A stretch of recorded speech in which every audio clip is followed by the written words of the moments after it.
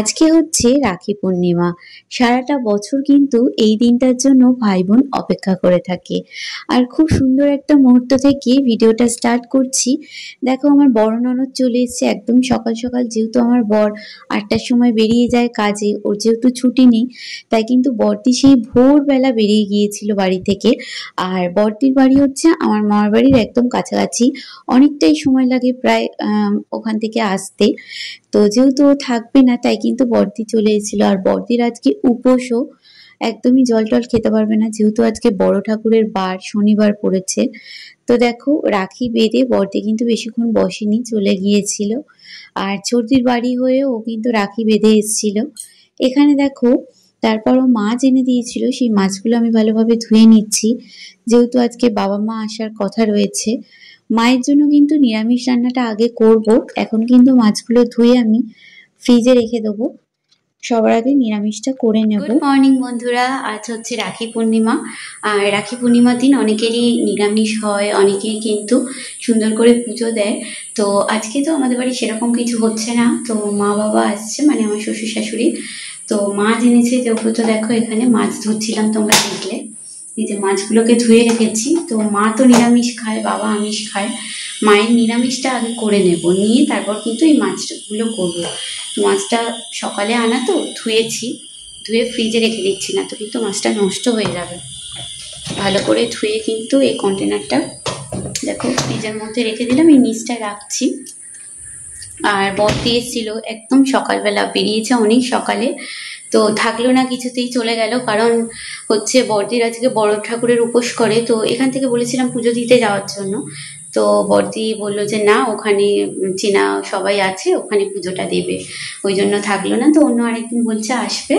তো চলো, আজকে আর বেশিক্ষণ কথা বলতে পারবো না, অনেক কাজ আছে, কাজগুলো করে নিয়ে আবার তোমাদের সঙ্গে কথা বলছি। দেখো বন্ধুরা, বাজে কিন্তু এখন 11টা 15। মায়ের নিরামিষ রান্নাটা করে ভাত করে ঠাকুর ঘরে চলে এসেছি। মাকে আজকে স্নান করাবো, ছেলেকে দিয়ে দুধ আনিয়েছি, দুধটা কোথায়, ওই যে ঘটির মধ্যে রেখেছে। তো চলো, মাকে আজকে ভাবছি কাপড়টা চেঞ্জ করিয়ে দেবো, মাকে একটু সাজিয়ে গুছিয়ে নিই। আজ যেহেতু পূর্ণিমা, ভাবলাম যে মাকে আজকে স্নান করাবো, তাই কিন্তু ছেলেকে পাঠিয়ে দিয়েছিলাম বাড়ির পাশে যে খাটাল আছে ওখান থেকে গরুর দুধ আনার জন্য।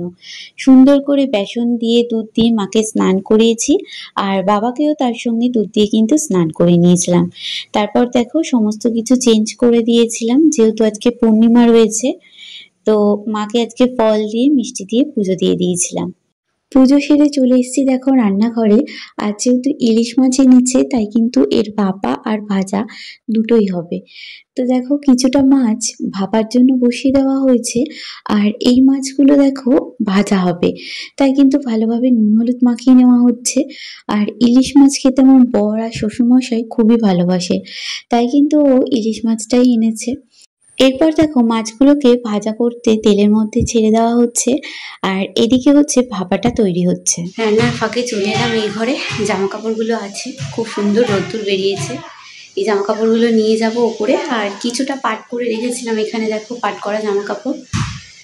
চলো জামা কাপড়গুলো নিয়ে যাই, একটু রোদ্রে দিই। আকাশ আজকে ভালোই আছে, কিন্তু হালকা ওদিকটা মেঘ করেছে, কখন কি ভাব আকাশের সুরতাল বোঝা যায় না, এই রোদ এই বৃষ্টি, কি করবো ভাবছি। একবার দিয়ে আসবো, আবার মনে হচ্ছে দিয়ে আসবো না।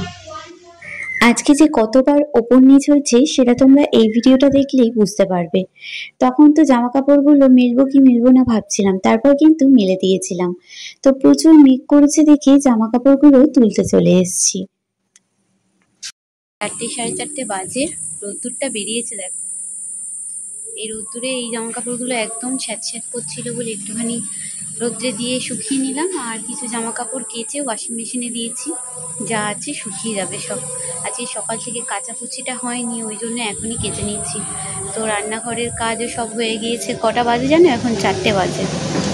তো চলো এইগুলো শুকিয়ে গেলে, এয়ার ড্রাই হয়ে গেলে পুরো তারে মেলে দেবো। আর এই তারটা আজকে বাবা এসেছিলো, এই যে এই একটা তার আবার টাঙাতে বললাম, তো এই তারটা টাঙিয়ে দিয়েছে। গুড ইভিনিং বন্ধুরা, 6টা বেজে গিয়েছে।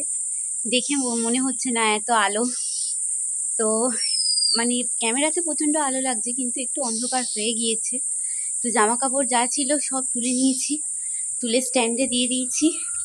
বাবা মাও এইমাত্র বেরিয়ে গেল, মা গিয়ে সন্ধে দেবে, মায়ের যেহেতু নারায়ণ রয়েছে।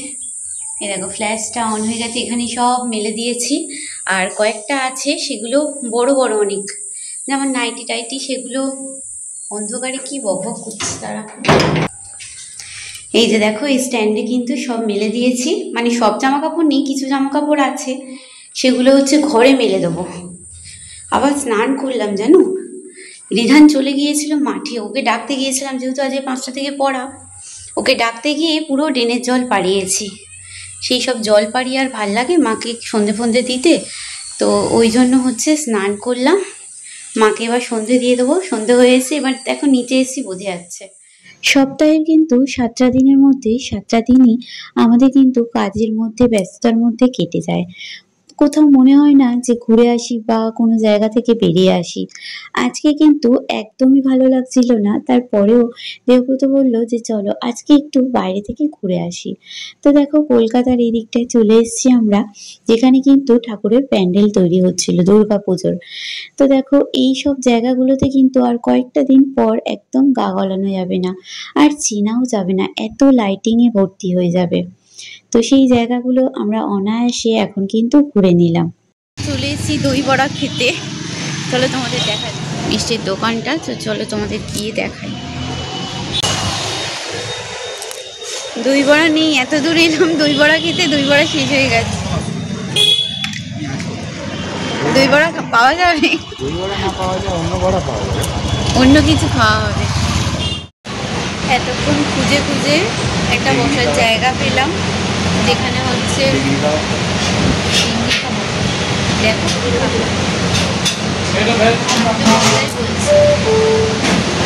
শরীর আর হচ্ছে না, সেই সকাল থেকে উঠে মনে হচ্ছে কিছু খেয়ে চলে যাই। রিধান তো মামার বাড়িতে আজকে থাকবে, ও নেই বলে একটু খারাপ লাগছে, কারণ বসে খাচ্ছি, কোনো জায়গায় কোথাও না কোথাও দাঁড়িয়ে খেয়ে নিই, তো শরীর একদম চলছে না বলে রাস্তার পাশেই বসে খাওয়ার মতন জায়গা আছে বলে তাই কিন্তু আমরা এলাম এখানে।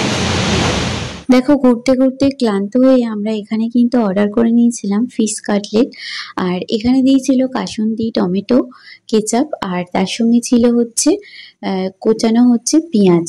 তো খুব সুন্দর খেতে ছিল কিন্তু কাটলেটটা। এখানে খাবার দাবার কিন্তু বেশ ভালো ছিল।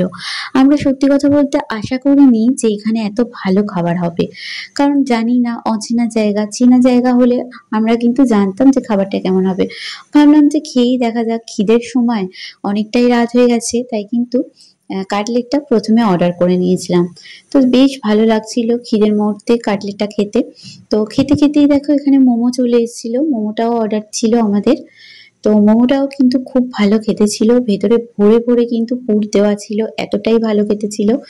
আর এই যে দেখো মোগলাই, এত ভালো মোগলাই বোধহয় আমি এই ফার্স্ট টাইম দেখছি। সত্যি কথা বলতে এত জায়গায় মোগলাই খেয়েছি, এইরকম ভালো লাগেনি। আর যতবার স্যালাড চাইছিলাম ওরা কিন্তু স্যালাড দিচ্ছিল, খুব ভালো বিহেভিয়ার ছিল, খাবারও কিন্তু খুব ভালো ছিল।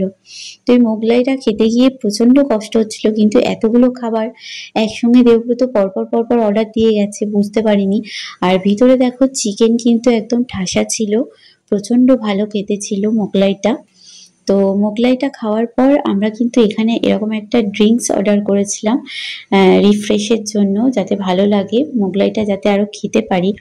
তো এটা খাওয়ার পর কিন্তু মোগলাইটা আমরা খেতে পেরেছিলাম, না তো ভাবছিলাম যে প্যাক করিয়ে বাড়ি নিয়ে হয়তো যেতে হবে। আমরা এসেছিলাম মালঞ্চর, এখানে দোকানটার নাম চপস্টিক বললো দেবব্রত। খাবার বেশ ভালোই ছিল, পেট ভরে গেছে, আর বাজেট ফ্রেন্ডলিও আছে, তোমরা চাইলে আসতে পারো, একদম মোড়ের মাথা একদম। তো চলো গিয়ে বাড়ি গিয়ে আবার তোমাদের সঙ্গে কথা হচ্ছে। খাওয়া দাওয়া করে নিলাম সুন্দর করে, তারপরেই কিন্তু বাড়ির দিকে রওনা দিলাম। তো অনেকটাই রাত হয়ে গেছিল, আর বাড়িতে পৌঁছেই দেখছি দরজাটা খোলার পর দেখছি একটা ছোট্ট সাপ ফনা তুলে রয়েছে। দেখেই তো দুজনে প্রচন্ড ভয় পেয়ে ঘাবড়ে গিয়েছিলাম। দেখতে পেলে বাড়িতে ঢোকার সঙ্গে সঙ্গেই সাপ ছিল। আগে শনিবারও কিন্তু সেম ছোট একটা সাপ দেখতে পেয়েছিল, আমরা বাড়িতে ঢুকতে যাচ্ছিলাম, আমরা তো উপরে চলে এসেছি তখন। তখন কিন্তু রিধানের বাবাই বলল যে সাপ ছিল। আজকেও দেখলাম যে সাপ, আজকে আমি চোখে একদম দেখলাম। তো শনিবার করে এই জিনিসটা দেখছি। তো যাই হোক, মায়ের কাছে একটু দুধ কলা দিয়ে দেবো। তো চলো, অনেকটাই রাত হয়ে গেছে, 11:30 বাজে। রিধান তো আজকে মামার বাড়িতেই রয়েছে, তোমাদের আগেও জানিয়েছি। তো চলো এই ব্লগটা এখানেই শেষ করছি, মোবাইলেও চার্জ নেই। কাল আবার দেখা হচ্ছে নতুন একটা ভিডিওতে। সবাই খুব ভালো থেকো, সুস্থ থেকো।